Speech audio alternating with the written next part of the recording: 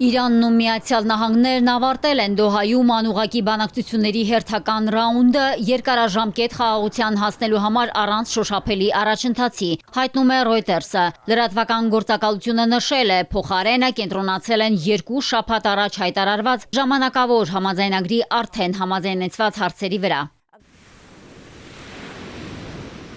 Կատարի հանդիպմանը քննարկվել են Հորմուզի նեղուցում, նավագնացության անվտանգությունն ու իրանական ֆինանսական ակտիվների ապասառեցումը։ Միաժամանակ կատարցի ու պակիստանցի միջնորդները հայտնել են, որ խորհրդակցություններում փոխըմբռնման հուշագրի շուրջ առաջընթաց է գրանցվել։ Խորհրդակցություններից գոհ է նաև Միացյալ Նահանգների նախագահը։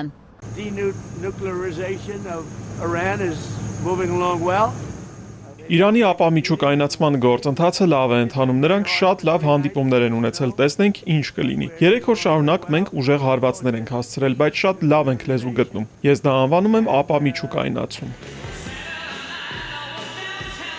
Վիրջինիայի ռազմածովային ավիաբազայում ամերիկացի զինծառայողների առջև ելույթում Միացյալ Նահանգների փոխնախագահ Ջեյդի Վենսը կրկին խոսել է Իրանից ու հպարտորեն նշել վերջին օրերին Իրանն ինտենսիվ ռմբակոծելու մասին։ Օրեր առաջ մի քանի ռումբ նետեցինք, գիտեք ինչու, որովհետև իրանցիները կրակում էին առևտրային նավերի վրա։ Մի քանի ռումբ նետեցինք, ճնշման որոշակի լծակներ կիրառեցինք եւ վերջին 3 օրերին արդեն ազատ առևտրային տարանցում կա։ Եթե իրանցիները փորձեն վերականգնել միջուկային ծրագիրը, սպառնալ իրենց հարևաններին կամ ֆինանսավորել ահաբեկչությունը, նախագահը խնդրի լուծման այլ տարբերակներ ունի։ Հենց այս ֆոնին Միացյալ Նահանգների նախագահը առաջին թռիչքն է իրականացրել Boeing 747 նոր առաջին բորտով, որը 2025-ին նահանգներին է նվիրել Կատարի թագավորական ընտանիքը։ $400 միլիոն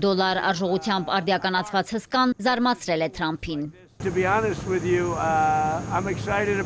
Անկեղծ ասած, հիացած եմ այս օդանավով, նմանը երբեք չի եղել։ Մենք չենք կարող այսպիսի օդանավ կառուցել, որովհետև չենք ծախսի այդքան գումար։ Նրանք շատ փող են ծախսել, սա նվեր է մեր բարեկամի երկրից, Մերձավոր Արևելքում Միացյալ Նահանգների դաշնակից Կատարից։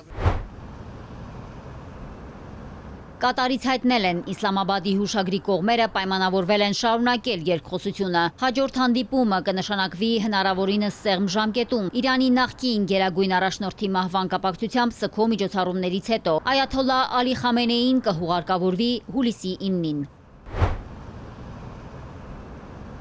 Միացյալ Նահանգների Իրան անուղղակի խորհրդակցությունների առանցքային թեմաներից Հորմուզի նեղուցի վերահսկողության խնդիրը անորոշ կարգավիճակում է։ Իրանի արտգործնախարարությունն ասել է, Հորմուզը գտնվում է Իսլամական Հանրապետության, ոչ թե Միացյալ Նահանգների հրամանատարության վերահսկողության տակ։ Գերատեսչությունը հավելել է, որ մերձարևելյան տարածաշրջանի անվտանգությունը կապահովվի տարածաշրջանից Միացյալ Նահանգների հեռացմամբ, հարգելով մերձավոր արևելքի երկրների ինքնիշխանությունն ու ընդունելով նոր աշխարհաքաղաքական իրողությունները։ Թեպետ Վաշինգտոնի միջնորդությամբ Թել Ավիվն ու Բեյրութը թղթի վրա համաձայնության էին եկել հրադադար հաստատելու հարցում, ցամաքում եւ օդում իրավիճակն անփոփոխ է մնացել։ Լիբանանի հարավում հնագույն Տյուրոս քաղաքի բնակելի թաղամասերի ռմբակոծությունը հանգեցրել է առնվազն 60 մարդու մահվան։